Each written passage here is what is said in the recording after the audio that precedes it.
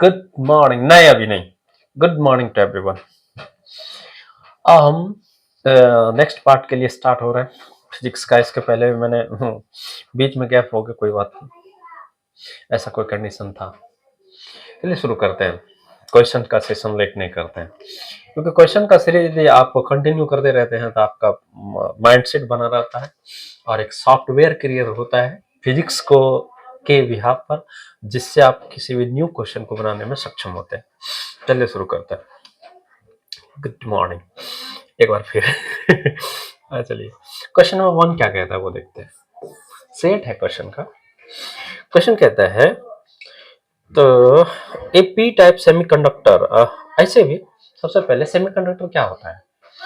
Semiconductor से पहले हमको ये देखना होगा कि कंडक्टर क्या होता है। हे भगवान, ये नहीं छोड़ेगा हमको। कंडक्टर कंडक्टर होता है क्या, जो कि एक मेटल होता है जिसमें करंट का फ्लो हो सकता है, तो वो गुड कंडक्टर बोला जाता है। बेड कंडक्टर वो हो गया जिसमें करंट का फ्लो नहीं होता है, ठीक है। और सेमी कंडक्टर क्या होता है, सेमी कंडक्टर क्या होता है, अरे हल्ला नहीं करो उधर। सेमी कंडक्टर क्या होता है, सेमी कंडक्टर में क्या है कि इसमें एग्जांपल हो जाएगा फेरस, सिलिकॉन, एल्युमिनियम भी हो सकता है। सेमी कंडक्टर में होगा सिलिकॉन और जर्मेनियम। यहां पर ये सिल्वर होगा Ag, ठीक है। सिलिकॉन और जर्मेनियम ये सेमीकंडक्टर है और ये कंडक्टर है जिसको गुड कंडक्टर कह सकते हैं। सेमीकंडक्टर और गुड कंडक्टर में डिफरेंस क्या है, इसमें है कि यदि टेम्परेचर आप इंक्रीज करते हैं तो इसका रेसिस्टेंस जो है इंक्रीज हो जाता है कंडक्टर में, जिसको गुड कंडक्टर बोलते हैं। और सेमीकंडक्टर में क्या है कि टेम्परेचर यदि आप इंक्रीज करते हैं तो इसका रेसिस्टेंस डिक्रीज कर जाता है और कंडक्टिविटी जो है बढ़ जाता है। किसका, सेमीकंडक्टर का। और सेमीकंडक्टर में कौन कौन आता है, सिलिकॉन और जर्मेनियम। और यही कारण है कि जो कि ऑटोमोबाइल्स जितने बनते हैं, मतलब इलेक्ट्रॉनिक डिवाइस, उसमें ज्यादातर जो है, ज्यादातर क्या 100% सिलिकॉन और जर्मेनियम का ही यूज किया जाता है। तो ये रहा कंडक्टर और सेमीकंडक्टर के बाद। अब सेमीकंडक्टर में ही जो है दो तरह का, सेमीकंडक्टर को दो तरह से बनाया जाता है यूज करने के लिए। हमको लगता है परफेक्ट यूज जो है इस दो तरह से बनाने के बाद ही होता है। एक हो जाता है P type semiconductor, P type semiconductor, और एक हो जाता है N type semiconductor, semiconductor. P type semiconductor मतलब हो गया इसमें होल्स का नंबर ऑफ होल्स ज्यादा होता है, और एन टाइप सेमीकंडक्टर में नंबर ऑफ होल्स नहीं, नेगेटिव चार्ज ज्यादा होता है, मतलब इलेक्ट्रॉन की संख्या बढ़ जाता है, इसमें होल्स की संख्या बढ़ जाता है। इसलिए देखते हैं कि इसका जो है एन को न्यूट्रल बोला जाता है, दोनों को कभी बोलता है न्यूट्रल कभी है। तो जनरल सी बात है कि सेमीकंडक्टर जो है दो तरह से बनाया जाएगा, एक पी टाइप सेमीकंडक्टर और एक N type semiconductor. N type semiconductor में पेंटावैलेंट एलिमेंट को मिक्स करके बनाता है, मतलब सेमीकंडक्टर है उसमें पेंटावैलेंट एलिमेंट यदि मिक्स कर देगा तो एन टाइप सेमीकंडक्टर बनता है। और पी टाइप सेमीकंडक्टर में ट्राइवैलेंट एलिमेंट मिक्स कर दिया जाता है, ट्राइवैलेंट एलिमेंट मिक्स कर दिया जाता है, ट्राइवैलेंट VALENT एलिमेंट, ठीक है। तो ये रहा सेमीकंडक्टर की बात। हाँ, तो पी टाइप सेमीकंडक्टर कैसा होगा, पी का मतलब ही पॉजिटिव है, होल्स का संख्या ज्यादा होगा। तो पी टाइप सेमीकंडक्टर में क्या होगा कि इसमें जो है इसका करैक्टर नेचर क्या होगा, पॉजिटिव होगा। चलो नेक्स्ट क्वेश्चन कहते हैं the process of changing a weak signal without altering its shape into strong one is known as. तो सिग्नल यदि कैरियर वेव को यदि हमको उसको मॉडिफाई करना है, कैरियर वेव यदि ठीक से नहीं काम कर रहा है तो हम क्या करेंगे। कई नंबर क्वेश्चन था, दूसरा 2 नंबर क्वेश्चन देखिए। तो कैरियर वेव यदि है, कैरियर वेव यदि है CARRIER, कैरियर वेव ये क्या होता है कि ये जो है किसी भी इंफॉर्मेशन को जो है लेकर के एक जगह से दूसरी जगह जाता है, जिसको हम कैरियर वेव कहते हैं। और इस कैरियर वेव में एम्प्लीफिकेशन किया जाता है, और एम्प्लीफिकेशन का मतलब होता है इसको जो है इसके पावर को, इसकी क्षमता को इनहेंस किया जाता है। वो तीन तरह से कर सकते हैं। एम्पलीट्यूड मॉड्यूलेशन, जिसको मॉड्यूलेशन बोलते हैं, amplitude modulation, amplitude modulation, MODULATION,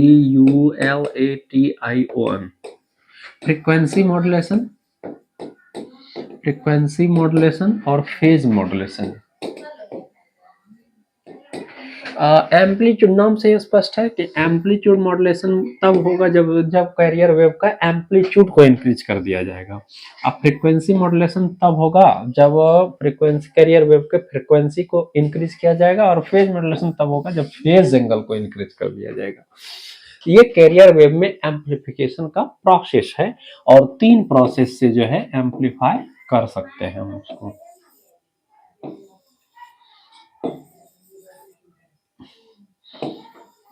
दो हो गया और ये तीन, ठीक है। तो एम्पलीट्यूड मॉड्यूलेशन, फ्रीक्वेंसी मॉड्यूलेशन और फेज मॉड्यूलेशन, इसमें कहता है यदि एम्पलीट्यूड बढ़ाएंगे तो क्या बोलेंगे, तो एम्पलीफिकेशन बोल, एम्पलीट्यूड बोले बढ़ाएंगे या फ्रीक्वेंसी बढ़ाएंगे या फेज बढ़ाएंगे, तीनों को एम्पलीफिकेशन बोला जाता है। एम्पलीफिकेशन का मतलब हो गया उसके इंटरनल क्वालिटी, जैसे एम्पलीट्यूड, फ्रीक्वेंसी, फेज को इंक्रीज कर देना। चलिए, तो क्वेश्चन ये रहा। उसके बाद क्वेश्चन क्या है, सोलर सेल। सोलर सेल क्या है, तो सोलर सेल यदि नाम सुने होंगे,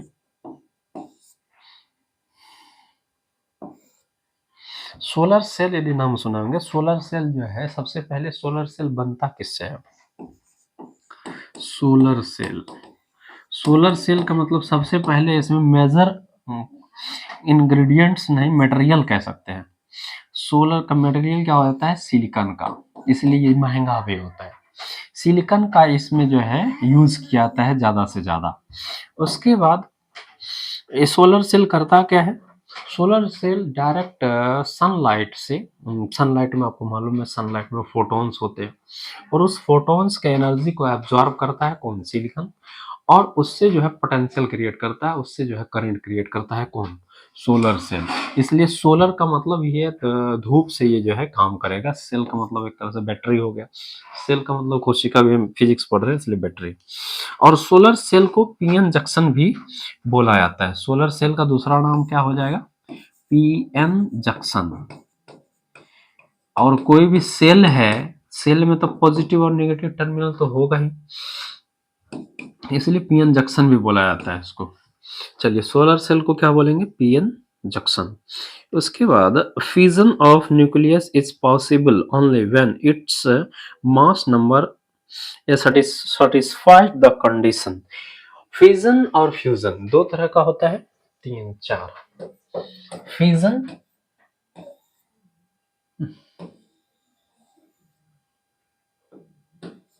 फ्यूजन, फ्यूजन मतलब हो गया विखंडन, मतलब एक बड़ा नाभिक जो है, बड़ा एलिमेंट जो है टूट करके दो भाग में बट जाएगा।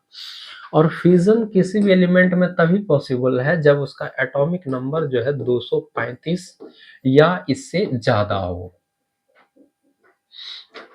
235 से ज्यादा मतलब 235 से ज्यादा यदि किसी एलिमेंट का एटॉमिक नंबर है, तो हम बोलेंगे कि ये जो है फ्यूजन में काम कर सकता है। तो इसका एग्जाम्पल क्या हो सकता है, इसका एग्जाम्पल हो जाता है यूरेनियम और प्लूटोनियम।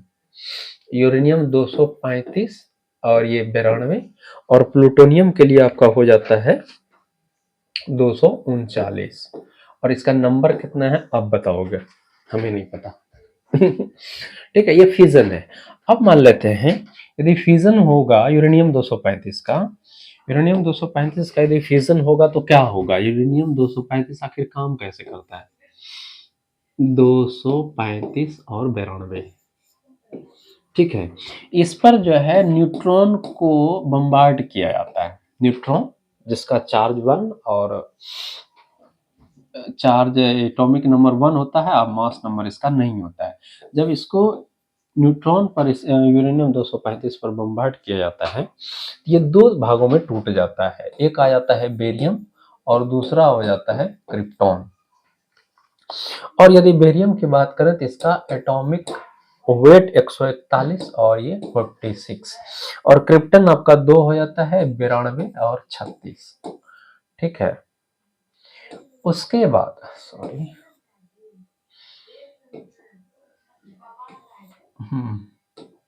36 और 3 नया न्यूट्रॉन बन जाता है। ठीक है, अब इस चूंकि न्यूट्रॉन ज्यादा हो गया है तो न्यूट्रॉन को कम करने के लिए, न्यूट्रॉन को एब्जॉर्ब करने के लिए कैडमियम का रॉड यूज किया जाता है उस न्यूक्लियर रिएक्टर में। इस तरह से ढसाएगा, उसका न्यूट्रॉन को एब्जॉर्ब कर लेगा, रिएक्शन कंट्रोल हो जाएगा। तो इस तरह से, और हमें क्वेश्चन ये था कि कौन सा कोई भी एलिमेंट ऐसा कितना होगा जिसका एटॉमिक वेट कितना होना चाहिए ताकि वो जो है फ्यूजन कर सकता है। तो इसका आंसर है 235। एटॉमिक वेट जो है उसका 235 होना चाहिए, और एटॉमिक नंबर तो जो हो जाए। उसके बाद क्वेश्चन नेक्स्ट है, क्वेश्चन नंबर 3, 4, 5। क्वेश्चन नंबर 5 क्या कहता है, क्या ही बताएंगे, इससे ज्यादा टाइम कम है। बीटा डीके, बीटा डीके क्या करेगा, बीटा डीके कहता है, तब beta decay alpha beta gamma तीनों डीके मैंने बताया था 6 हो ना। अल्फा डीके में क्या होता है, अल्फा डीके, अल्फा डीके में क्या होगा, यदि कोई भी एलिमेंट है उसका एटॉमिक नंबर Z है, एटॉमिक मास A है, और इसमें यदि अल्फा डीके हो रहा है तो ये जो है 2 4 से जो है बढ़ेगा, घटेगा। एटॉमिक नंबर उसका जो है 2 घटेगा और एटॉमिक वेट जो है 4 घटेगा, और इस तरह से एक हीलियम पार्टिकल बनता है, मतलब क्रिएट होता है हीलियम 2 और 4, और इस प्रोसेस में जो है धीरे धीरे डीके होना स्टार्ट हो जाता है। याद रखना है, इंपॉर्टेंट है, अल्फा डीके में क्या होगा कि एटॉमिक नंबर 2 से घटेगा और एटॉमिक वेट 4 से घटेगा और एक हीलियम एलिमेंट क्रिएट होगा। और बीटा डीके में क्या होता है, बीटा डीके, बीटा डीके में क्या होता है कि कोई भी एलिमेंट है यदि, तो इसमें यदि बीटा डीके हो रहा है, हाँ एक बात याद रखना, किसी भी एलिमेंट में अल्फा बीटा डीके एक साथ नहीं होता है, डिफरेंट डिफरेंट भी हो सकता है। तो ये एलिमेंट यदि ये जो है एटॉमिक नंबर में एक से बढ़ भी जाएगा, एक से घट भी जाएगा, और एटॉमिक वेट इसका एज इट इज रहेगा, और एक बीटा पार्टिकल इससे रिलीज हो जाएगा। ठीक है, बीटा डीके। और गामा डीके में क्या होता है कि ना ही उसमें जो है कोई भी number, atomic number, atomic mass जो है कोई भी डिफरेंट नहीं होता है, सिर्फ गामा जो है गामा रे रिलीज होता है। इसलिए भी कहते हैं गामा रे का पेनिट्रेटिंग पावर बहुत ज्यादा होता है, इसलिए किसी भी मेटल को बहुत आसानी से पेनिट्रेट कर सकता है। तो ये रहा अल्फा डीके, बीटा डीके और गामा डीके। हम क्वेश्चन नंबर आते हैं 6 पर। हमने बता दिया है हालांकि 6, ये कहा हो गया भैया,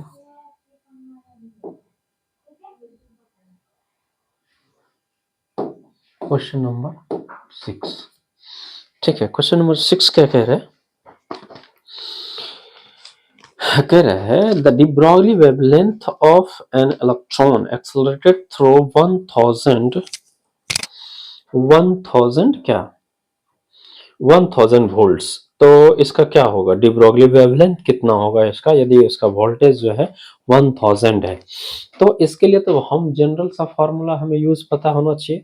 उसके लिए चूंकि यदि मान लें कि इसका वोल्टेज दिया हुआ है, कितना दिया हुआ है, 1000, ठीक है, और हमें निकालना क्या है, वेवलेंथ, वेवलेंथ वाट है, तो हमें मालूम होना चाहिए वेवलेंथ के लिए 1227 बटे रूट भी।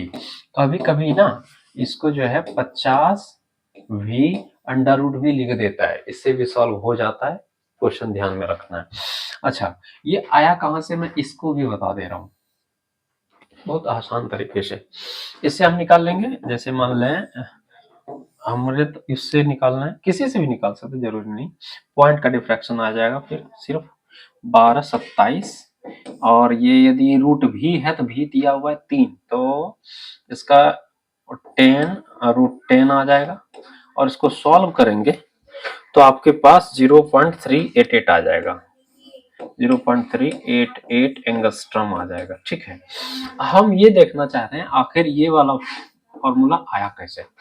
तो डिब्रॉय का सबसे पहला स्टेटमेंट पर जाते हैं, डिब्रॉय ने लाया कहां से। तो ये इन्होंने मदद लिया है किससे, इन्होंने मदद लिया है आइंस्टीन का। आइंस्टीन क्या कहता है, किसी भी पार्टिकल में एनर्जी यदि है तो वो एच न्यू होगा, प्लैंक्स कांस्टेंट तो यही कहता है। और आइंस्टीन यदि बोले थे हम, तो आइंस्टीन ये कहता है कि मास यदि m है तो उसमें एनर्जी mc² होगा। दोनों तो दिया हुआ है आइंस्टीन का और प्लैंक्स का। यदि दोनों इक्वेशन को हम मिला दें तो क्या बनेगा, क्या बनेगा, दोनों इक्वेशन यदि मिल जाए तो यदि दोनों को मिला दें तो एच न्यू जो है हो जाएगा mc²। हाँ, ये बात ये भी बता दे, ये एनर्जी है, एच प्लैंक्स कांस्टेंट है और न्यू है फ्रीक्वेंसी, न्यू बोलते हैं उसको। m यहाँ पर मास किसी भी एलिमेंट का, और मास यदि कोई भी सब्सटेंस है तो उसका मास है, c वेलोसिटी ऑफ लाइट है। अब दोनों को मिक्स कर दिया तो ऐसा हो गया। उसके बाद हमने क्या करा कि h है, न्यू होगा c/λ, आपने पढ़ा है mc²। ठीक है, तो इसको जो है मोमेंटम के फॉर्मेट में लाने के लिए क्या करेंगे, मोमेंटम के लिए आपके पास फॉर्मूला है ही क्या, मोमेंटम जो है मास और वेलोसिटी का मल्टीपल होता है। तो यदि मास और वेलोसिटी का मल्टीपल होता है, इसका मतलब इसको हम लिख सकते हैं m² और c²/m, बोलना है m²c²। इसका मतलब यदि इसको हम स्क्वायर कर दिए m²v² तो p² हो जाए। यहाँ भी है वेलोसिटी किसी भी पार्टिकल का, किसी भी सब्सटेंस का, किसी भी बॉडी का। यहाँ वेलोसिटी है इलेक्ट्रॉन का, इलेक्ट्रॉन का यदि मतलब करंट का 3×10⁸ ही होता है, वेलोसिटी ऑफ लाइट ही होता है। तो यहाँ पर से एक c जो है p² हो जाएगा, यहाँ पर c कटेगा नहीं, hc/λ हो जाएगा p²/2m। hc हो गया, ये हो गया, आगे आगे बात करते हैं। hc/λ ये हो गया p²/m। तो क्या बना इसका, तो p² क्या हो गया, hcm/λ का अंडर रूट, ये भी हो सकता है। ठीक है, इस तरह भी फॉर्मूला आ जाएगा। अब हम थोड़ा सा आगे जाते हैं, इसको मूव करो।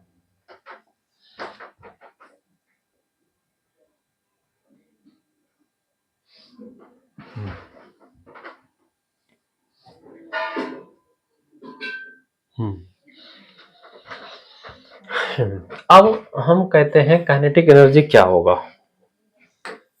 काइनेटिक एनर्जी क्या होगा, हाफ mv²।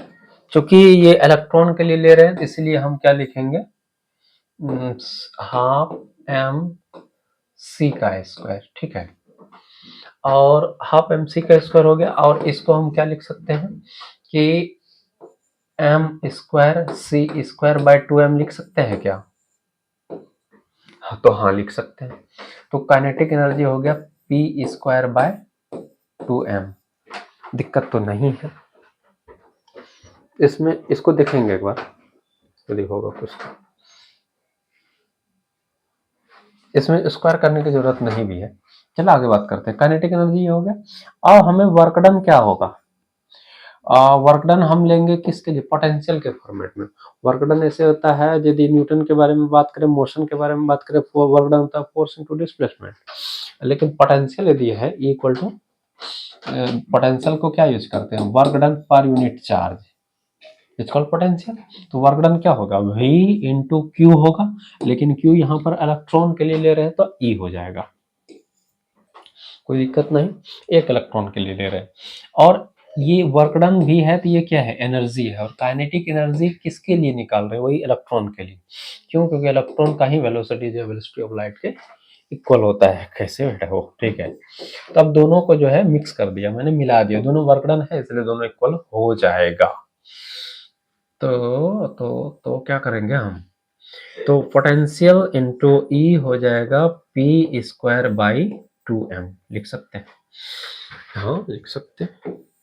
आगे क्या होगा, तो पी स्क्वायर क्या हो जाएगा, पी मोमेंटम है, पी स्क्वायर हो जाएगा v2m ev, ऐसे लिख दो इसको, दिखना भी चाहिए 2m e और v, तो मोमेंटम क्या हो जाएगा अंडर रूट 2m e और v।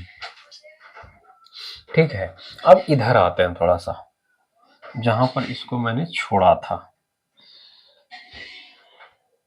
इन है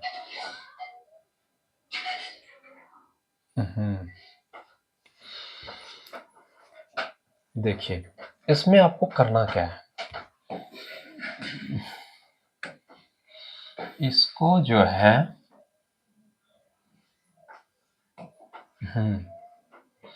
और यहाँ एक फॉर्मूला वो बन सकता है, दिक्कत की बात तो नहीं है। ये तो झोल हो गया, देखते हैं।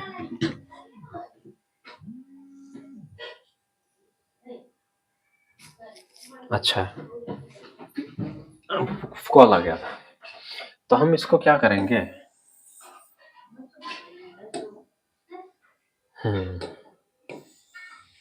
ठीक है ठीक है चलिए देखिए ये h nu nu equal to मैंने क्या बताया सी बाय लेमडा, आप सी को काट दीजिए, क्या बचेगा एच बाय लेमडा, एम और सी को मल्टीप्लाई करेंगे तो पी हो जाएगा। तो इसका मतलब है मोमेंटम पी जो है इसको हटा दो, तो क्या हो जाएगा लेमडा बराबर H by P, important formula है। लेमडा क्या हो गया एच बाई पी, इसको समीकरण एक मान सकते हैं। लेमडा एच बाई पी मैंने कैसे निकाल लिया, आइंस्टीन के इक्वेशन से और प्लैंक्स के इक्वेशन से मैंने लेमडा एच बाई पी निकाल लिया। अब जस्ट इसमें हमने जस्ट पहले देखा कि पी का फॉर्मूला क्या था, पी हमने निकाला है 2mev, यहीं पर लिखते हैं ये वाला फॉर्मूला, राइट में आ जाओ 2mev है ना, तो यहाँ पर हम लिख सकते हैं lambda equal to h by p के जगह पे अंडर रूट 2m e और v।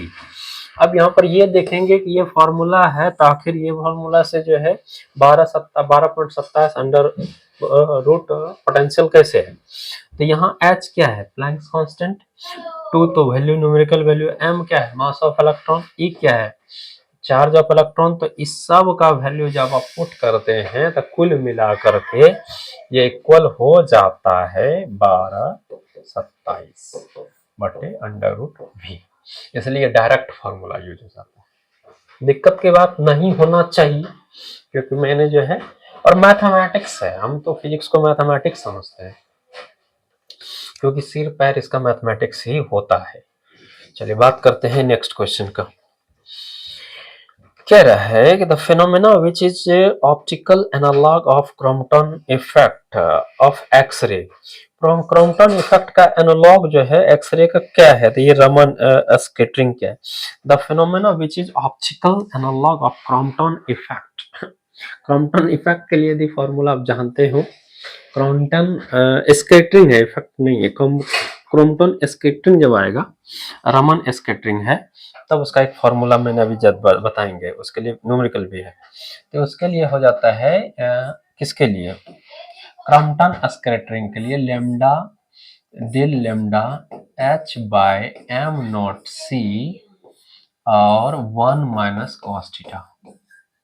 ठीक है, ये क्रॉम्पटन इफेक्ट में ये फॉर्मूला आता है, इस पर बहुत सारे न्यूमेरिकल्स आते हैं, याद रखना है।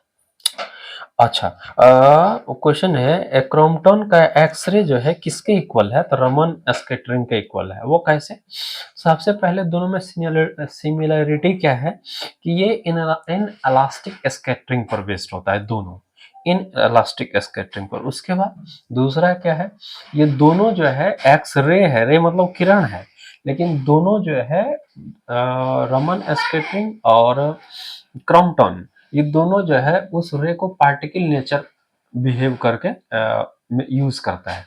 तो इसलिए भी कह सकते हैं रमन स्कैटरिंग जो है और क्रॉम्पटन इफेक्ट का एक्सरे जो है ये दोनों मैच करता है, सिमिलर होता है। चलिए नेक्स्ट क्वेश्चन, जो बोल के सॉल्व हो जा रहा है तो उसको क्या ही लिखे हम, नंबर क्या है पता नहीं, 5 6 नंबर 7 होगा अब, ठीक है 7। क्वेश्चन नंबर 7 क्या कहता है, शांत। 7 नंबर क्वेश्चन कहता है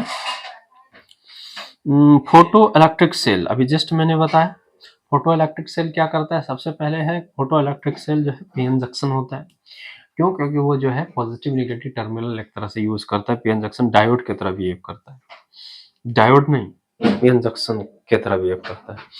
फोटो इलेक्ट्रिक सेल क्या है, तो ये कन्वर्ट्स लाइट इनटू इलेक्ट्रिसिटी।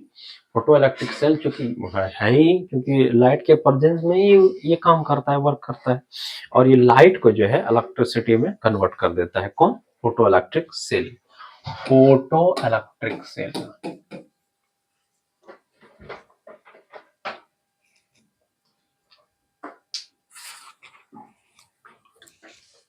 ठीक है, फोटो इलेक्ट्रिक सेल ये करता है क्या, लाइट को कन्वर्ट कर देता है किसमें, इलेक्ट्रिसिटी में। ठीक है 8 नंबर क्वेश्चन क्या कहता है, फिर वही नोटंकी, हमारा आदत है सब। कह रहा है Fermi Dirac statistics can not be applicable to. तो फर्मी डिराक स्टैटिक्स जो है स्टैटिक्स का ही पार्ट है, क्वांटम स्टैटिक्स में ही एक पार्ट है फर्मी डिराक स्टैटिक्स, और ये जो है अप्लाई नहीं होता है फोटॉन्स पर। क्यों नहीं होता है, क्योंकि फर्मी डिराक स्टैटिक्स जो है ना उसी पार्टिकल पर अप्लीकेबल होगा जिसका स्पिन नंबर फ्रिक्शन में होगा, हाफ का मल्टीपल होगा।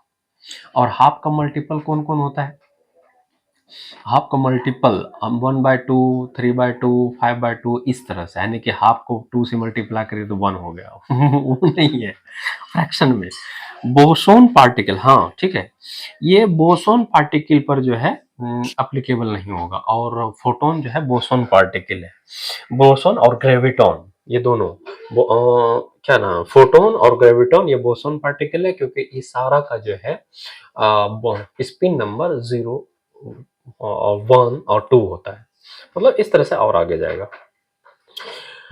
हाँ अच्छा, तो फर्मी डिराक स्टैटिक्स किस पर एप्लीकेबल होगा, सीधी सी बात है, फर्मी डिराक स्टैटिक्स जो है इलेक्ट्रॉन प्रोटॉन न्यूट्रॉन पर जो है एप्लीकेबल होगा, क्योंकि इसका स्पिन जो होता है 1/2 होता है या 3/2 होगा। आगे दूसरा इलेक्ट्रॉन का तो 1/2 होता है, प्रोटॉन का तो 1/2 होता है, लेकिन फोटोन का स्पिन नंबर जो है 1 होता है। चलिए, तो ये हो जाएगा फर्मी डिराक स्टैटिक्स के बारे में।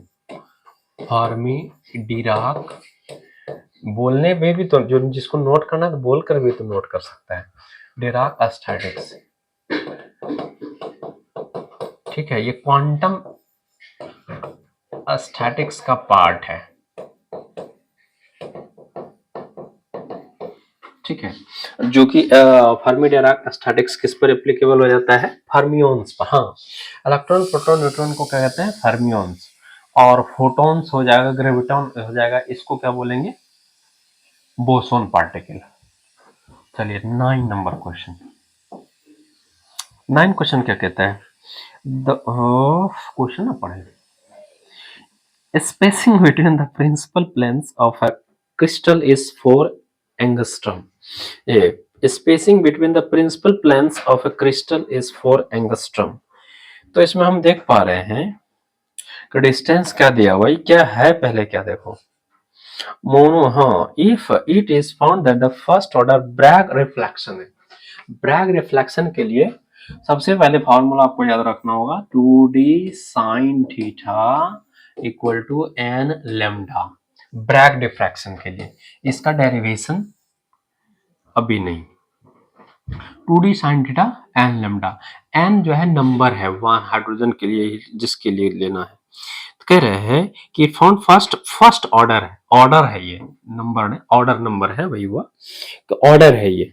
फिर कह रहा है Bragg reflection of beam monochromatic X ray occur at angle 30 degree. Angle भी दिया हुआ है, एंगल कितना दिया हुआ है 30 डिग्री, और स्पेसिंग मतलब डी कितना दिया हुआ है, और दादा स्पेसिंग दिया हुआ है कितना, ये है 4 एंगस्ट्रम। एंगस्ट्रम 10 पर पावर माइनस 10, हाँ 1 मीटर 10 पर पावर माइनस 10 एंगस्ट्रम, ये डी हो गया। उसके बाद क्या दिया हुआ है, लेमडा, वेवलेंथ तो निकालना ही है। चलिए इतना सा दिया हुआ है तो हम इसको कैलकुलेट, ब्रैक्स क्या है, Bragg reflection, BRAG, Bragg's reflection, ठीक है।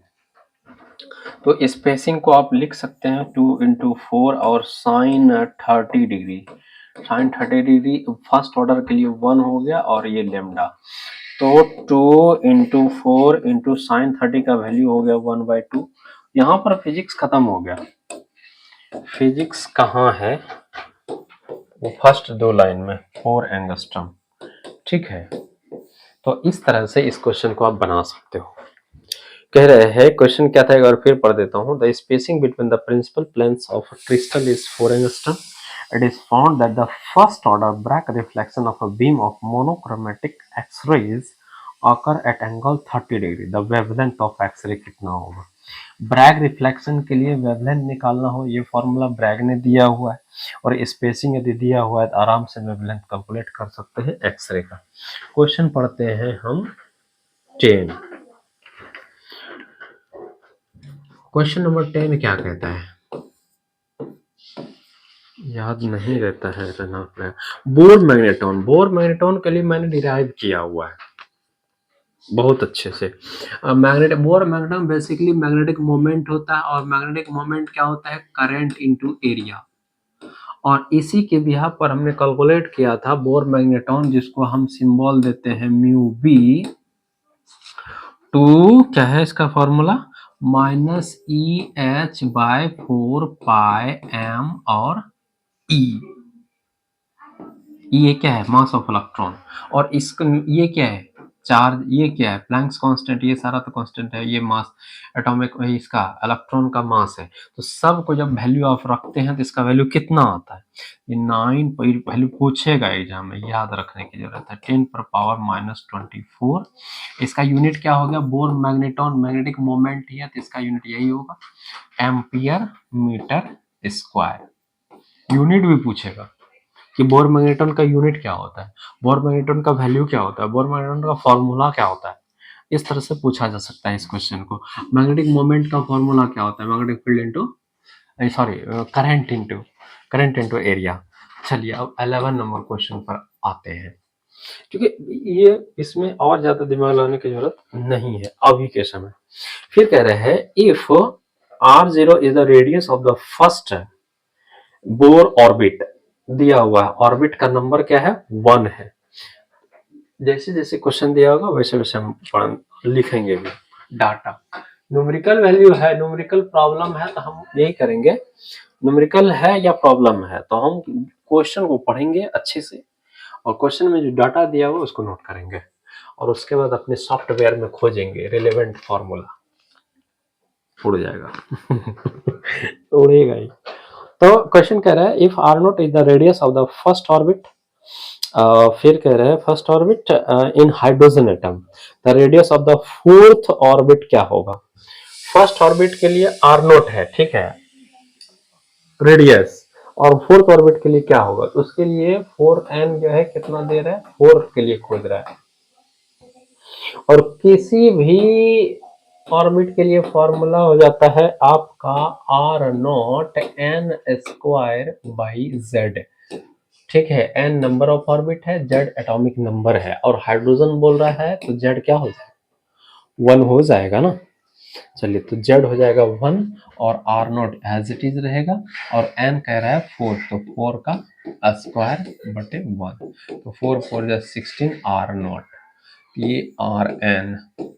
आसान सा फॉर्मूला पूछा ही जा रहा है, तो आसान जानने पर आसान है नहीं जानेंगे तो फिर प्रॉब्लम होगा, क्या ही बकैती करें हम उसका। तो ये जो है 16 मल्टीपल हो जाएगा पहला ऑर्बिट के रेडियस के। उसके बाद है जस्ट अभी तुरंत इसके पहले क्वेश्चन मैंने किया है, कह रहा है which of the following particles is not a fermions. Fermion कौन होगा, तो फर्मियन, फर्मियन क्या क्या होता है, फर्मियन का भी जस्ट हमने एग्जांपल बताया था, इलेक्ट्रॉन प्रोटॉन न्यूट्रॉन और क्वार्क, जिसका स्पिन नंबर 1/2 के फ्रैक्शन का होता है। तो कौन नहीं है, तो ग्रेविटॉन, क्योंकि ग्रेविटॉन क्या है, बोसॉन पार्टिकल है ना, ग्रेविटॉन और फोटोन याद रखना होता है इसको। अच्छा तो ये हो गया which of the following particle is not a fermions, तो आंसर बोलेंगे ग्रेविटॉन, और यदि ऑप्शन में रहेगा ग्रेविटॉन और फोटोन, फोटोन भी तो है, फोटोन जो है उसका पार्ट है, ग्रेविटॉन ज्यादा बेटर है ऑप्शन के अनुसार से। फिर क्वेश्चन कह रहा है कि क्वेश्चन नंबर कितना है, नंबर भुला जाते हो, 14 नंबर क्वेश्चन, बहुत मेहनत करना पड़ता है भाई कह रहा है मैटर वेव क्या होगा, मैटर वेव जो है डिफ्रैक्शन क्रिएट करेगा, matter wave, image the following, matter wave क्या है, मैटर वेव जो है डिफ्रैक्शन देगा। और चार्ज क्या होता है आप लोग भी जानते हैं, चार्ज इज क्वांटाइज्ड, चार्ज क्या होता है, क्वांटाइज्ड हो जाता है। और उसके बाद क्या है, इलेक्ट्रिक चार्ज क्या है, इलेक्ट्रिक चार्ज भाई चार्ज क्वांटाइज्ड हो गया। ब्रैक्स लॉ किसके लिए है, ब्रैक्स लॉ एक्सरे है, ब्रैक्स लॉ BRAGG है, ब्रैक्स लॉ ये क्या है, एक्स रेज के लिए है, क्योंकि ब्रैक्स लॉ, ब्रैक्स रिफ्लेक्शन जो होता है अभी जस्ट आपने पढ़ा 2D sine theta n lambda, ये एक्स रे का ही यूज करता है। और फिर हो गया alpha, alpha scattering, alpha scattering आपने यूज किया है, देखा है, अल्फा स्कैटरिंग एक्सपेरिमेंट रदरफोर्ड का मॉडल है, तो अल्फा स्कैटरिंग, अल्फा स्कैटरिंग क्या है, रदरफोर्ड का मॉडल। तो इस तरह से भी पूछा जा सकता है। मैटर क्या है, matter wave, matter wave sorry, matter wave जो है डिफ्रैक्शन क्रिएट करेगा। उसके बाद आता है नेक्स्ट क्वेश्चन नंबर जितना भी हो 14, क्वेश्चन नंबर 14 क्या कह रहा है, क्वेश्चन नंबर 14 ना बेकार का क्वेश्चन को छोड़ने में ज्यादा बेटर है। कूलम्ब्स लॉ, कूलम्ब्स लॉ आपने पढ़ा है इलेक्ट्रोस्टैटिक्स में, कूलम्ब्स लॉ, कूलम्ब्स थ्योरम पढ़ा है,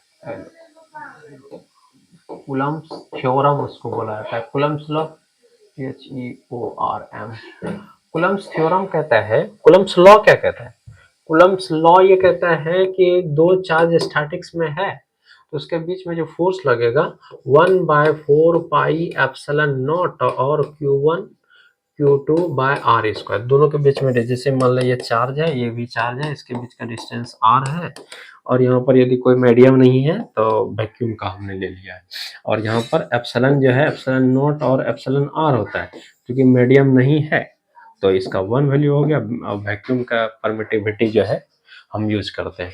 तो ये हो गया कूलम्ब लॉ।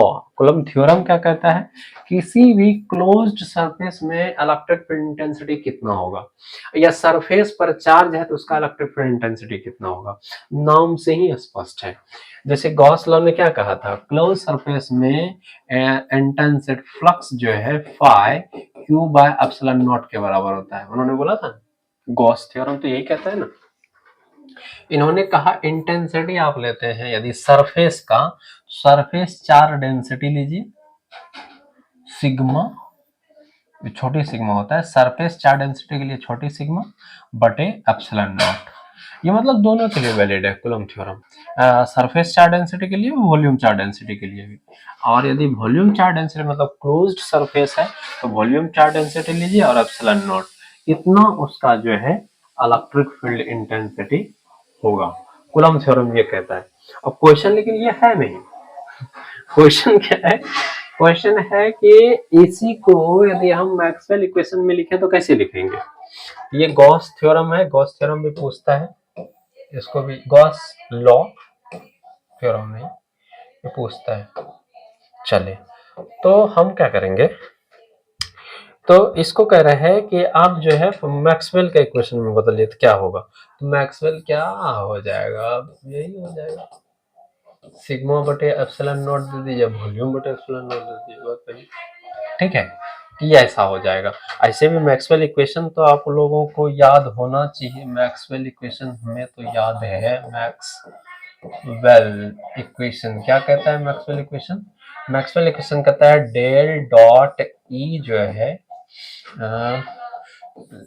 एप्सिलॉन नॉट, इसको आप सिग्मा कह दिए या मतलब सरफेस चार्ज वॉल्यूम चार्ज जो है, उसके बाद डेल डॉट बी क्या होता है, मोनोपोल जीरो हो जाएगा, डेल क्रॉस ई जो होता है माइनस डेल बी बटे डेल टी हो जाता है, और डेल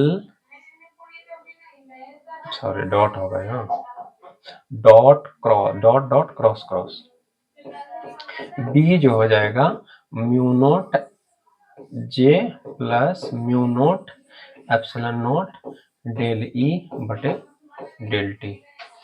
ये तीनों, ये चारों इक्वेशन है किसका, मैक्सवेल का। ठीक है, और अब जो है ये इसको बोलेंगे इलेक्ट्रोस्टैटिक्स का लॉ, गॉस लॉ, इसको बोलेंगे गॉस लॉ मैग्नेटोस्टैटिक्स, इसको बोलेंगे गॉस लॉ इलेक्ट्रोस्टैटिक्स, इसको बोलेंगे Faraday's laws of mutual induction और सेल्फ इंडक्शन, ये है मॉडिफाइड एम्पियर सर्किटल लॉ। कभी कभी पूछता है डिस्प्लेसमेंट करंट कितना होता है, क्वेश्चन को बार बार रिपीट कर रहा हूँ, डिस्प्लेसमेंट करंट यदि पूछे तो ये हो जाता है mu nought epsilon nought del E बटे डेल टी, इसको छोड़ दीजिए। ठीक है, ऐसा ये पूरा डिस्प्लेसमेंट करंट ही हो जाता है। चलिए बात करते हैं अगले क्वेश्चन का।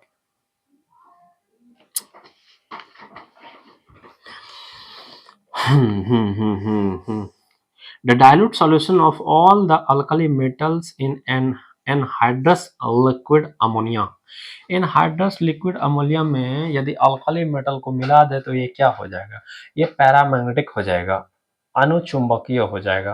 पैरामैग्नेटिक हो जाएगा तो क्या मतलब होता है, सबसे पहले अल्कली मेटल होता क्या है, तो पीरियोडिक टेबल के फर्स्ट ऑर्बिट 1a, हे लीना करे रब से फरियाद, ये सारे अल्कली मेटल हैं, और इसको यदि डायलूट अमोनिया में यदि हम मिक्स कर दें तो ये कंडक्टर बन जाता है, और मिक्स करेंगे जो हमारा वो विलियन बनेगा, एक तरह से कह सकते हैं, मिक्सचर जो तैयार होगा उसका कलर जो है ब्लू हो जाता है, और उसमें अनपेयर्ड इलेक्ट्रॉन बन जाता है, तो वो इसलिए भी वो जो है गुड कंडक्टर रहता है, इसलिए पैरामैग्नेटिक हो जाता है।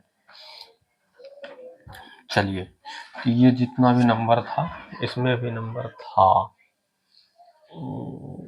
14, 15 हो गया, तब 16, 15 नंबर में यही था। 16 क्या कहता है, इसको छोड़ दें, बना देते हैं।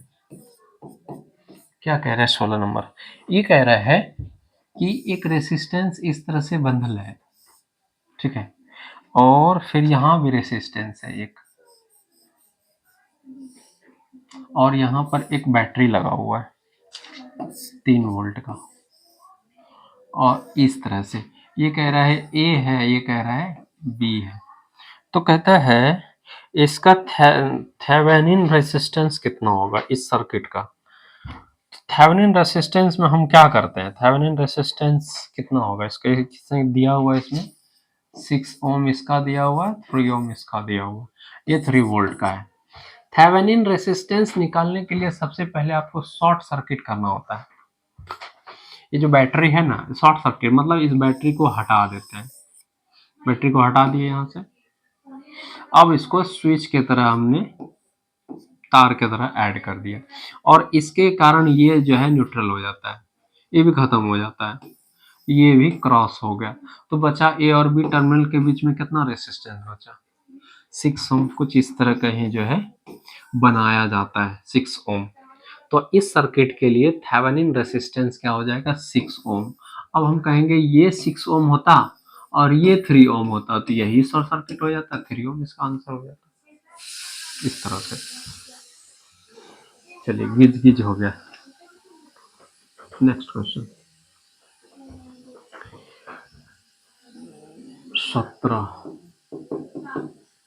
17 कहता है core of transformer. Core transformer का कोर किसका बना होता है, सॉफ्ट आयरन का। हाँ, याद भी बहुत सारे को है। सॉफ्ट आयरन का बना होता है क्या, कोर। एक ट्रांसफार्मर करता क्या है, ट्रांसफार्मर सबसे पहले होता क्या है, ट्रांसफार्मर जो है वोल्टेज को इंक्रीज और डिक्रीज करता है। इसलिए ट्रांसफार्मर दो तरह के होते हैं, स्टेप अप ट्रांसफार्मर और स्टेप डाउन ट्रांसफार्मर। वोल्टेज को कम करना है, स्टेप डाउन ट्रांसफार्मर कर दीजिए, और वोल्टेज को बढ़ाना है तो स्टेप अप ट्रांसफार्मर कर दीजिए। आइए करेंगे कैसे, तो नंबर ऑफ टर्न्स जो है उसमें जो है कम कर देते हैं तो वोल्टेज कम हो जाता है, ज़्यादा करते हैं तो वोल्टेज ज़्यादा हो जाता है। तो इसका रिलेशन क्या है, इसका रिलेशन है जैसे प्राइमरी एन एस बटे एन पी जो है वोल्टेज जो है ये आ जाएगा आपका ई एस बटे ई पी, और ये करंट के अपोजिट हो जाता है, इसमें प्राइमरी आ जाता है और ये सेकेंडरी आता है। ये बहुत इंपॉर्टेंट रिलेशन है ट्रांसफार्मर के लिए।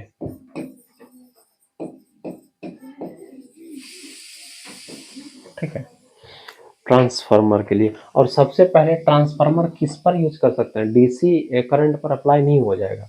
ट्रांसफार्मर का यूज आप डीसी सप्लाई में नहीं कर सकते हैं, क्योंकि वो वाइब्रेटिंग करंट नहीं होता है, वो एक स्मूथ रन करता है। इसके बाद नेक्स्ट क्वेश्चन हम देख लेते हैं, देखते हैं ना जितना सा कह रहे हैं कि हिंदी में पढ़ते हैं, पढ़ने में आता है हिंदी में। The equivalent inductance of two inductances is 2.4 henry. परेशान। The equivalent inductance of two inductances is 2.4 henry when connected in parallel. अच्छा, इंडक्टर है, इंडक्टर का सिंबल आपके लिए ये है, इसका इंडक्टेंस बोलते हैं एल है, और इंडक्टेंस का यूनिट जो मानते हैं हम हेनरी। तो वही कह रहा है कि दो ठो जो है सीरीज में है जोड़ने पर, हाँ inductance when connected in parallel, parallel में यदि इसको हम जोड़ लें ऐसे करके, तो इसका L1 मान लें, L2 मान लें, तो इसका L1 सीरीज में पैरेलल में ना, कह रहे हैं पैरेलल कनेक्टेड इन पैरेलल, तो 2.4 दो इंडक्टर है तो पैरेलल में यदि है तो इस तरह से 1/L1 प्लस 1/L2 हो जाएगा। तो 1/L इक्विवेलेंट जो है L1 इंटू L2 और L1 प्लस L2। ये कितना दिया हुआ है, ये कह रहा है दिया हुआ है 2.4। तो इसको आप लिख सकते हैं ऐसे, है ना, दो इंडक्टर जो है पैरेलल में ऐड है तो आप इस तरह से लिख सकते हैं। तो L1 इंटू L2 हो जाएगा, L1 प्लस L2 कितना हो जाएगा इंटू में, तो ये हो जाए। अच्छा, इसको ये ऐसे ही रहने दीजिए, देखते हैं सॉल्व करते हैं दूसरा क्वेश्चन। फिर कह रहा है जब ये श्रेणी में जुड़ता है तो 10 Henry when connected in series, series में कनेक्टर यदि हो जाएगा तो ये इस तरह से साफ साफ इस तरह से हो जाता है 10। देखिए इससे हमको फॉर्म पैसा मिल जाएगा, पैसा इससे जो है कनेक्शन मिल जाएगा हमको, क्या मिलेगा, L1 L2 वहां देखिए दिया हुआ है, 10 दिया है ना, पजड़े में पढ़ने से अच्छा है कि हम इसको सॉल्व कर लें। L1 L2 दिया हुआ है तो यहाँ पर आप रख सकते हैं। हाँ, तो ये क्या हो गया भैया, L1 L2 कितना दिया हुआ है 2.4 ये हो गया, और ये L1 प्लस L2 10 हो गया है, और L1 इंटू L2 हो गया ये। तो L1 L2 कितना हो जाएगा, इंटू में हो गया L1 इंटू L2 इंटू में हो गया 24।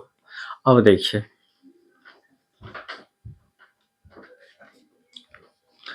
कि अब कह रहा है इंडिविजुअल कितना होगा, इंडिविजुअल कितना होगा यदि दो इंडक्टर को पैरेलल में जोड़ते हैं तो उसका इक्विवेलेंट रेजिस्टेंस 2.4 होगा, बोर्ड दिया है मैंने, 2.4 हो जाता है, और उसको जब सीरीज में जोड़ते हैं तो 10 हो जाता है। तो कह रहा है पार्टिकुलर इंडक्टर का कितना कितना वैल्यू है, कितना हेनरी का है, तो इसका मतलब प्लस करने पर 10, और थोड़ा हम जो है इसमें मैथमेटिक्स लगा देते हैं, अलजेब्रा। तो ऐसा कौन सा नंबर होगा जिसको मल्टीप्लाई करेंगे तो 24 होगा और ऐड करेंगे तो 10 होगा। ऐड करेंगे 10 होगा तो 8 को 2 से मल्टीप्लाई करेंगे तो 16 हो जाएगा, ऐड करेंगे तो 10 हो जाएगा। तो ये तो बनने नहीं जा रहा है, मल्टीप्लाई करना है 24 हो जाएगा, 7 3 10 हो जाएगा, 7 या 21 हो जाएगा, 8 2 10 6 चौक, हाँ 6 और 4 कर लीजिए, 6 4 जा 24 और 6 4 10, देखिए हो गया। इस तरह से भी बनाया जा सकता है। तो L1 का वैल्यू क्या हो जाएगा 4 और L2 का वैल्यू क्या हो जाएगा 6 हेनरी। ठीक है, तो इस तरह से भी आप बना सकते हो। ये पैरेलल में जुड़ा हुआ है, सीरीज में तो इस तरह से जोड़ देंगे, और क्या, ये L1 है, ये L2 है। क्वेश्चन आगे बढ़ते हैं, कितना था 19 नंबर क्वेश्चन। शांत लग रहा है माहौल एकदम। चलिए, एक क्वेश्चन है, ए proton which is moving with a velocity of 3 into 10 per power 5 meter per second enter in a magnetic field, जिसका मैग्नेटिक फील्ड का इंटेंसिटी है 0.3 टेस्ला, ठीक, एट एंगल 30 डिग्री, ठीक। एक फोटोन है, प्रोटॉन है, और उसका वेलोसिटी कितना है देख लीजिए, जो दिया हुआ उसको मैंने नोट कर रहा हूँ। एक प्रोटॉन है, क्या है प्रोटॉन, क्योंकि इसी को हम एक्सेलरेट कर सकते हैं साइक्लोट्रॉन में, पॉजिटिव चार्ज को एक्सेलरेट किया जाता है। तो इसका कह रहा है वेलोसिटी कितना हो रहा है, वेलोसिटी हो रहा है 3 इंटू 10 पर पावर 5 मीटर पर सेकेंड ही हो जाएगा। फिर कह रहा है ये मैं इस इतना एक्सेलरेशन, इतना वेलोसिटी से जो है मैग्नेटिक फील्ड में इंटर करता है। मैग्नेटिक फील्ड का वैल्यू कितना है 0.3 टेस्ला, मैग्नेटिक फील्ड का यूनिट टेस्ला होता है, याद हो जाएगा भी। और कितने एंगल पर ये जा रहा है, 30 डिग्री के एंगल पर जा रहा है। 0.3 tesla at angle of 30 degree with the field. फिर कह रहा है the radius of the curvature of its path, radius of curvature, इसका पाथ कैसा हो जाएगा। साइक्लोट्रॉन है, एक तरह से मैग्नेटिक फील्ड है, तो उसमें तो वो रोटेट करता ही रहेगा, तो उसमें कितना कितना उसका रेडियस हो जाएगा कितना। तो इसमें कौन कौन सा फॉर्मूला होगा, क्वेश्चन आपने समझा कि एक प्रोटॉन है और उसका वेलोसिटी इतना है, इतना वेलोसिटी से इस मैग्नेटिक फील्ड में 30 डिग्री एंगल से इंटर कर रहा है, तो उसका बताइए रेडियस क्या होगा। इस तरह से यदि घूमेगा तो इसका रेडियस यहाँ से कितना होगा। तो यदि ये साइक्लोट्रॉन में इस तरह से घूम रहा है तो इसमें दो तरह का फोर्स लगेगा, मैग्नेट है, चार्ज है, और मैग्नेटिक फील्ड है, तो मैग्नेटिक फोर्स भी क्रिएट होगा, और चार्ज है तो इलेक्ट्रिक फोर्स भी क्रिएट होगा। हो मैम, सेंट्रीपिटल फोर्स, इलेक्ट्रिक दो चार्ज नहीं ना है, सेंट्रीपिटल फोर्स क्रिएट हो जाएगा, MVR। तो इसका फॉर्मूला कैसे डिराइव होगा वो हम बता रहे हैं, फॉर्मूला भी तो डिराइव करना, डायरेक्ट फॉर्मूला लिखने से क्या ही हो जाएगा। तो इसमें क्या आएगा, सेंट्रीपिटल फोर्स किया आ जाएगा, और इसमें जो है मैग्नेटिक फोर्स आ जाएगा, दोनों एक दूसरे को बैलेंस करेगा। किसके लिए, प्रोटॉन के लिए। मैग्नेटिक फील्ड है मैग्नेटिक फोर्स, और सेंट्रीपिटल फोर्स इसलिए भी, इलेक्ट्रोस्टैटिक फोर्स इसमें कहां से होगा, नहीं होगा, क्योंकि दो चार्ज नहीं ना है, मतलब कॉन्सेप्ट आता कैसे है? इस बात को मैं कह रहा हूँ कि जो प्रेजेंट है उस पर बना आए इम्प्लीमेंट होगा कोई भी कॉन्सेप्ट। तो सेंट्रीपिटल फोर्स एम भी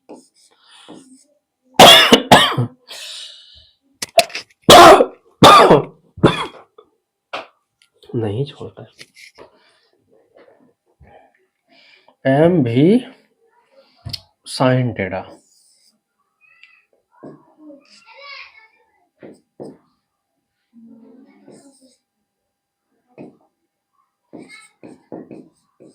ठीक है। अब मैग्नेटिक फोर्स के लिए बी क्यू भी साइन थीटा होता है।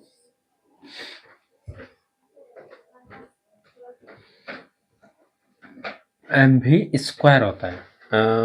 आपने ये देखा होगा, एम भी सेंट्रीपिटल फोर्स को मैं फिर से लिख रहा हूँ, याद आ रहा है, m v square by r centripetal force, क्योंकि centripetal acceleration v square by r होता है। डायरेक्ट फॉर्मूला नहीं होना चाहिए, हम डिराइव करने की कोशिश कर रहे हैं कि सेंट्रीपिटल फोर्स जो है m v square by are होगा। ये तब होगा जब मैक्सिमम एंगल होगा और साइन थीटा का वैल्यू मैक्सिमम हो जाएगा, साइन 90 होगा, मतलब साइन लेना पड़ेगा इसमें। और क्या कहते हैं, मैग्नेटिक फोर्स बी क्यूब भी और साइन थीटा होता है, ये तो सबको मालूम है। अच्छा, इसका जो है एक साइन कंपोनेंट लेंगे तो इसलिए यहाँ पर थोड़ा सा मेंशन करेंगे, यहाँ भी स्क्वायर में हो जाए करके क्या हो जाएगा, एम भी साइन थीटा का स्क्वायर बाई आर। ठीक है, तो इससे हमको मिलेगा क्या, ये इसमें जो है साथ वाला ने परपेंडिकुलर कंपोनेंट ले रहे हैं, भी साइन थीटा है, सेंट्रीपिटल फोर्स लग रहा है इस तरह से, ये परपेंडिकुलर होता है यहाँ पर, इसलिए वर्टिकल कंपोनेंट हमने लिया है, इसलिए वी साइन वेलोसिटी का साइन कंपोनेंट हमको लेना है। तो वी साइन थीटा हो गया, तो M v square sine square theta बटे आर, तो ये हो जाएगा बी क्यू भी साइन थीटा, एक साइन थीटा कैंसिल हो जाएगा और वही हो जाएगा जो आप सोच रहे हैं। देखो साइन कटेगा तो M v square sine theta बटे आर बी क्यू भी, एक तो भी कट जाएगा, तो एम भी साइन थीटा बराबर बी क्यू हो जाएगा, ये आर हो जाएगा, तो आर इक्वल टू क्या हो जाएगा, बी क्यू, इसको ऐसे लिख दो, आर हो जाएगा, इस तरह से मैच कर लो, तो एम भी साइन थीटा बटे बी और क्यू, इस तरह से रेडियस आपका निकल जाएगा। हमारे पास ये सिर्फ दिया हुआ था, ठीक है, जो कि नहीं होना चाहिए। यहाँ पर आप लिख सकते हो ना, एम भी साइन, मतलब इसको यदि थोड़ा बढ़िया से लिखें तो ये आर यहाँ है, तो आप यहाँ पर ऐसे लिख सकते हो ना, एम भी साइन थीटा और बी क्यू आर, लेकिन ये आया कहाँ से, इसलिए मैंने इसको बताया कि इसको जो है सेंट्रीपिटल फोर्स इस तरफ लगेगा और मैग्नेटिक फोर्स जो है इसको बैलेंस करेगा, ताकि दोनों इक्वल हो जाएगा और इससे हमको जो है रेडियस पता हो जाएगा तो कितने रेडियस पर वो घूम रहे हैं। अब तो सारा वैल्यू दिया हुआ पुट करोगे आ जाएगा। चलिए अब एक और क्वेश्चन, कितना नंबर क्वेश्चन था, 19, अब 20, क्वेश्चन नंबर 20।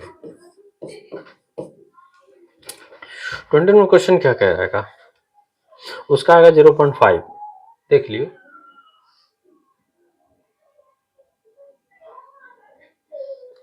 क्वेश्चन क्या कहता है, एडियाबैटिक प्रोसेस क्या होता है, लो टेम्परेचर पर टायर जब फटता है, एडियाबैटिक प्रोसेस क्या था, सडन प्रोसेस हो जाता है एक तरह से, तो जब टायर फटता है अब देखोगे उसका हवा जो है का टेम्परेचर बहुत लो होता है, इसलिए कभी कहते हैं कि रुद्धोष्म विचुंबकन फेनोमेना ऑफ एडियाबैटिक डिमैग्नेटाइजेशन किस पर होगा? प्रोड्यूस वेरी लो टेम्परेचर, वो भी है और ये भी है। एडियाबैटिक डिमैग्नेटाइजेशन जो है किस में आएगा? वेरी लो टेम्परेचर पर होगा। ठीक है, तो ये 20 नंबर था, एडियाबैटिक प्रोसेस लो टेम्परेचर। 21 देखते हैं। 21 कहते हैं two thin long parallel wire. Two thin long parallel wire, मान लें ये दो पैरेलल वायर है, इसमें करंट I1, इसमें करंट I2। करंट वायर किस लिए रखा हुआ है?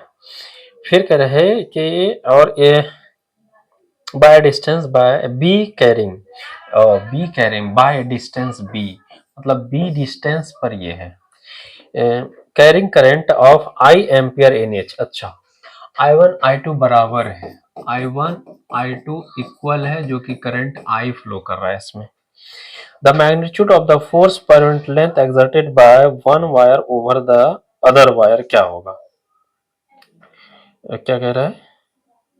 Magnitude of the force per unit length. Per unit length force के लिए इसका फॉर्मूला क्या होता है? इसका डायरेक्ट फार्मूला आप याद रखो, फोर्स जो होगा, अच्छा फोर्स इसमें कौन सा फोर्स होगा? ये भी फोर्स तो होगा, तो इसमें रिपल्सिव फोर्स होगा तो अट्रैक्टिव फोर्स होगा। तो याद रखना है, जब करंट सेम सेम डायरेक्शन में फ्लो हो दो वायर में तो उसमें अट्रैक्शन हो जाता है, और जब डिफरेंट डायरेक्शन में करंट का फ्लो होगा वायर में तो रिपल्सिव फोर्स हो जाता है। तो इसमें अट्रैक्टिव फोर्स हो जाएगा, और फोर्स कितना होगा? Mu naught by 4 pi 2 I1 I2 by ये हो जाएगा म्यू नोट बाई 4 पाई और 2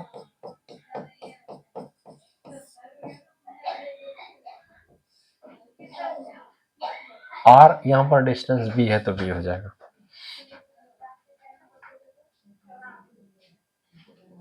चलिए एक और क्वेश्चन, एक और क्वेश्चन कहता है, देखिए रेसिस्टेंस दिया हुआ है इसमें, ठीक है,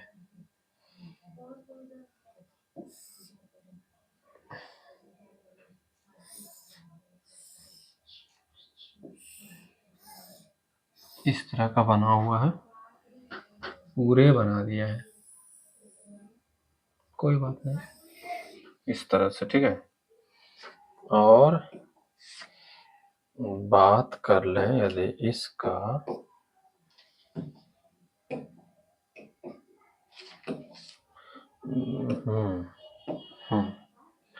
इसमें रेसिस्टेंस बना हुआ है, यहाँ पर इस तरह से, यहाँ पर इस तरह से, यहाँ पर इस तरह से, यहाँ पर, यहाँ पर, यहाँ पर, यहाँ पर, यहाँ पर, ठीक है, सारा रेसिस्टेंस दिया हुआ है, 10, 5, ढाई ढाई, ये 10 ओम है,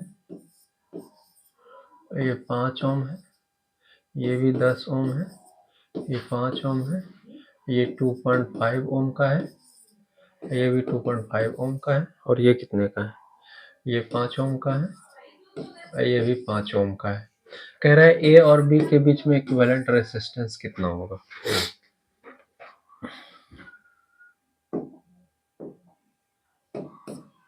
इक्विवेलेंट रेसिस्टेंस कितना होगा? ये 10, ये 10, ये 2.5, 2.5, तो ये शॉर्ट सर्किट हो जाएगा, ठीक है।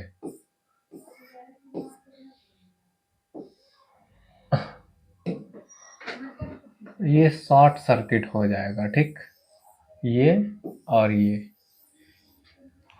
करंट का फ्लो, क्योंकि इसमें करंट जाएगा ही नहीं, इधर से जाएगा, इधर से जाएगा, इधर से करंट, इधर से करंट आकर के ये झंडू बम हो जाएगा इधर से, इसलिए जो है इसमें करंट जा नहीं सकता, जाएगा भी तो फ्लॉप हो जाएगा। तो बचेगा अब आसान हो गया ये, तो 10 और 5 कितना हो गया? 15, और 10 और 5 कितना हो गया? 15, तो 15 और 15 कितना हो जाएगा? 30, 30 और 10, तो इक्विवेलेंट देखिए, ये दोनों और ये दोनों मिल करके कितना हो गया? 15 ओम नीचे आया 15 ओम ऊपर आ गया और 5 5 10 ओम बीच में आ गया। ये तीनों तो पैरेलल में हो गया ना, तो पैरेलल में इक्विवेलेंट रेजिस्टेंस क्या हो जाएगा? अरे भैया ऐसा हो गया।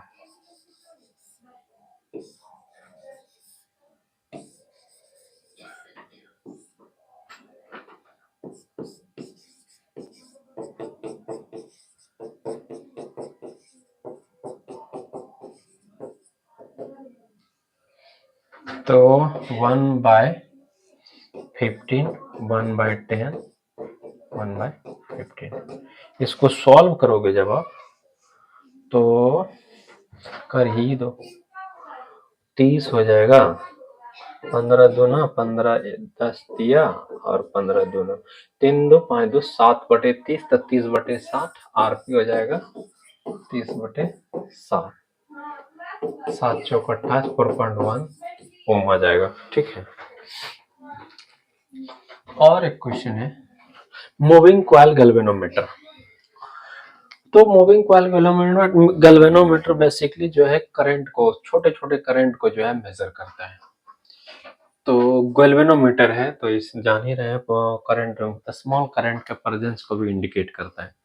दूसरा है कि इसका यूज जो है हम वोल्ट मीटर और अमीटर को बनाने में करते हैं।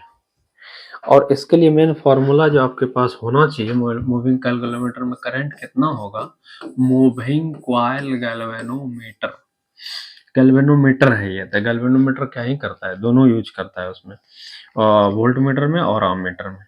तो इसके लिए फॉर्मूला के थीटा बटे एन बी ई, ठीक है। ये थीटा है एंगल, इसका मतलब क्वेश्चन आता है।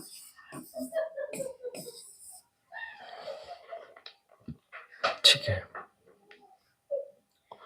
और अर्थ यदि है, उसके बाद नेक्स्ट क्वेश्चन है अर्थ यदि है, अर्थ का कह सकते हैं कैपेसिटेंस कितना होगा 711 माइक्रोफैराड, और निकालना है तो इसको जो है फॉर्मूला से निकाल सकते हैं कैपेसिटर का 4πε0 R। हाँ।